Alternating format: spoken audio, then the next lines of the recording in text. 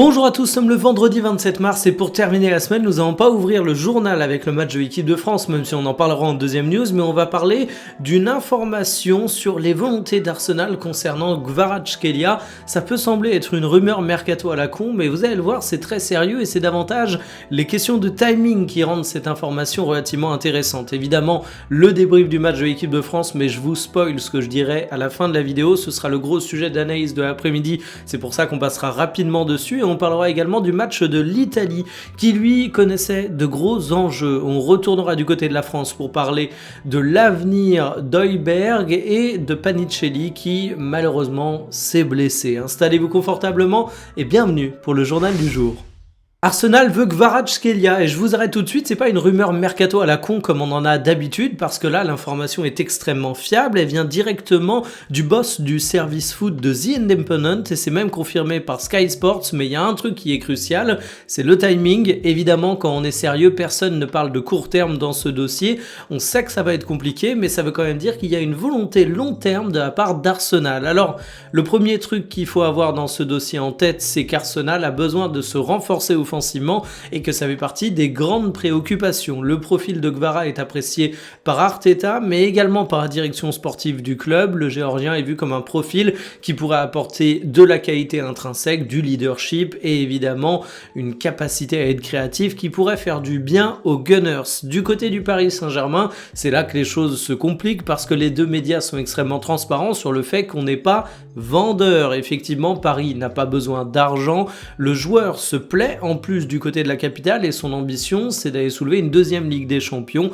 Bref, il n'y a pas un départ à court terme qui se dessine et de toute façon Kvara a un contrat où il est blindé, il est engagé jusqu'en 2029, il est bien, bref, rien de neuf sous le soleil. Mais c'est un dossier qui est quand même intéressant parce que toutes ces informations sur Paris, évidemment Arsenal les connaît, sauf que ça vous rappelle comment le mercato fonctionne. On entend souvent des pistes qui circulent. Parfois on se dit qu'elles sont pas forcément sérieuses, mais c'est pas parce qu'une piste ne s'accomplit pas qu'elle est pas sérieuse. Quand on veut recruter un joueur comme Kvaratskhelia, on bosse pas 6 mois avant de le recruter. On tâte le marché, on sonde les possibilités, on étudie la faisabilité économique, on commence à nouer des contacts parfois des années avant que le transfert se fasse. On a parfois sur le mercato des joueurs qui sont en contact avec un club durant toute leur carrière pour un hypothétique transfert et ça ne se fait pas. Et qui sait de quoi sera fait l'avenir de Kvaratskhelia? Qui sait où sera le Paris Saint-Germain, où sera Arsenal dans 2 ou 3 ans?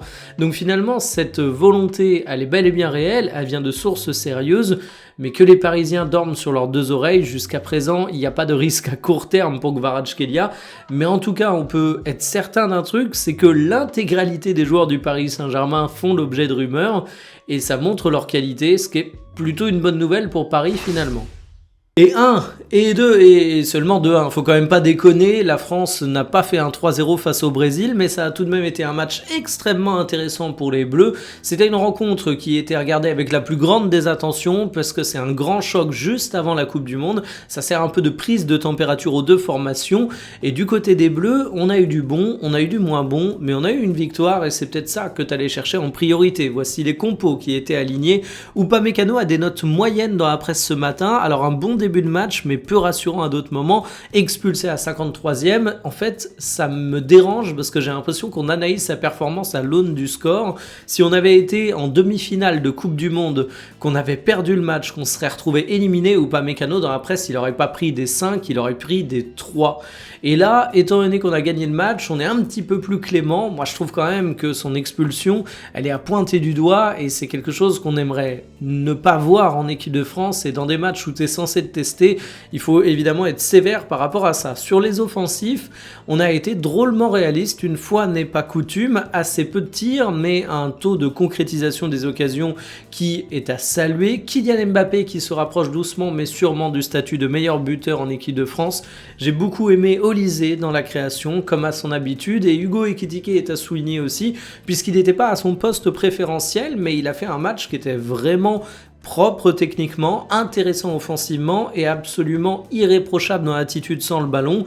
Chapeau à lui. On critique souvent le milieu de terrain de l'équipe de France, il n'a pas été flamboyant au cours de cette rencontre, mais il a été ultra carré. Et c'est ça finalement que je demande à ce milieu de terrain quand on a autant défensifs alignés dès le début du match, c'est de ne pas être flamboyant, mais de faire le taf. Alors finalement c'est une équipe de France qui a su résister, même réduit à 10 relativement entre guillemets tôt dans la rencontre, ça restait que la seconde mi-temps mais t'as quand même joué un paquet de minutes en infériorité numérique. Du coup, on s'interroge un petit peu sur le Brésil qui était diminué défensivement, mais même offensivement, t'avais peut-être pas le génie habituel, t'as eu plus de tirs que les Français, mais en termes de qualité brute d'occasion, c'était pas au rendez-vous.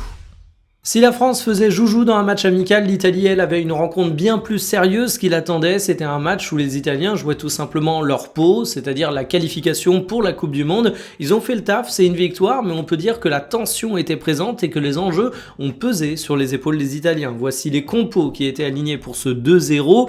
Tonali, buteur et passeur, mais surtout très influent au milieu de terrain. Je trouve que c'est un joueur d'une immense qualité qui a su répondre au présent dans une rencontre où c'était pas évident. Ses compères au milieu de terrain sont également des joueurs de qualité, je les ai trouvés quand même un petit peu en dessous, mais de manière générale sur cette Italie, j'ai trouvé notamment la première mi-temps assez complexe à évaluer parce que tu avais une domination, tu sentais clairement que les Italiens étaient la meilleure équipe des deux, mais tu étais un peu inhibé par la peur, peut-être un peu inhibé par l'enjeu, tu avais l'impression que t'avais des joueurs qui manquaient d'initiative et c'était pas franchement à la hauteur de ce que pouvaient donner les individualités. Et d'ailleurs, le but de la libération, celui qui te met vraiment à l'aise au cours de la rencontre, il intervient relativement tard avec Moiskin.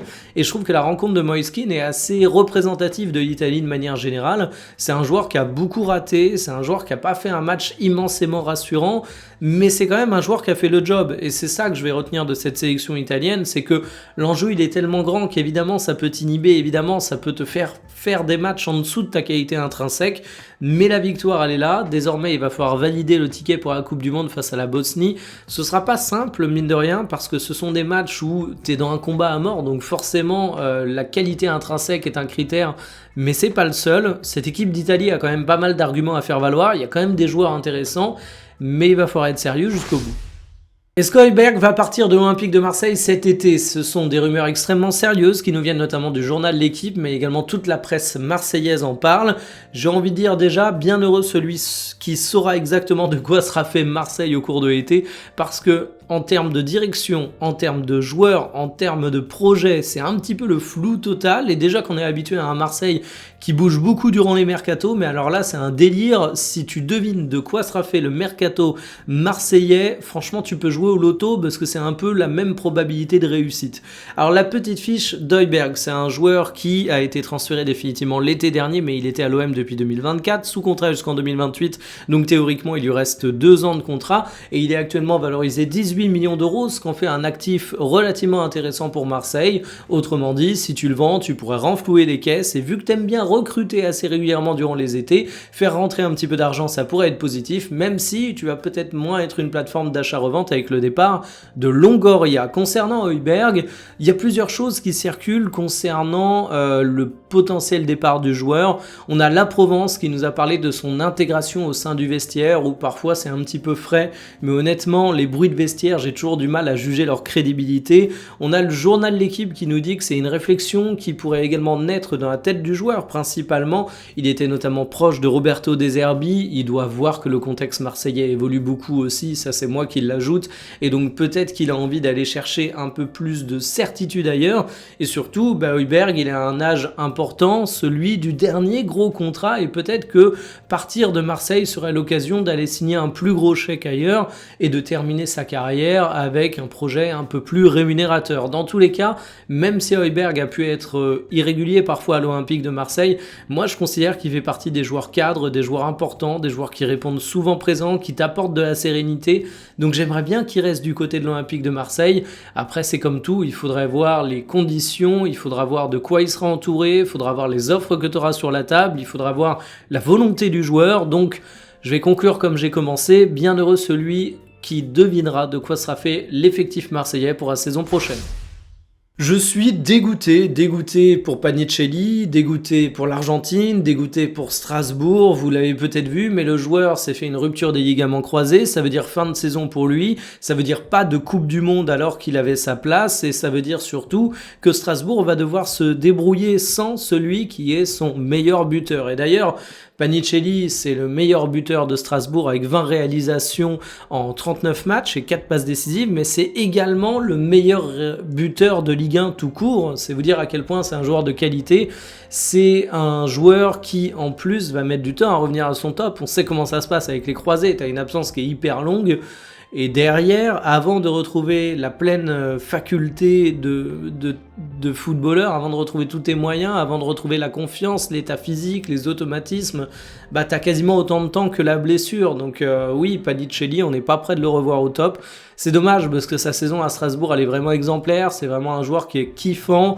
C'est vraiment dur dans la vie d'un jeune footballeur de louper l'opportunité d'une Coupe du Monde avec ton pays parce que ça aurait été vraiment une expérience exceptionnelle.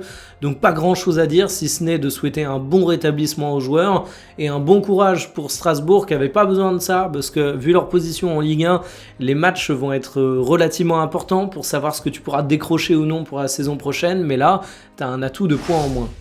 Terminé pour le journal du jour, cet après-midi, nous ferons donc un focus sur l'équipe de France et sur 2-3 observations, 2-3 leçons que j'ai pu avoir à travers cette rencontre qui finalement étaient assez intéressantes. Je sais pas comment vous l'avez vécu.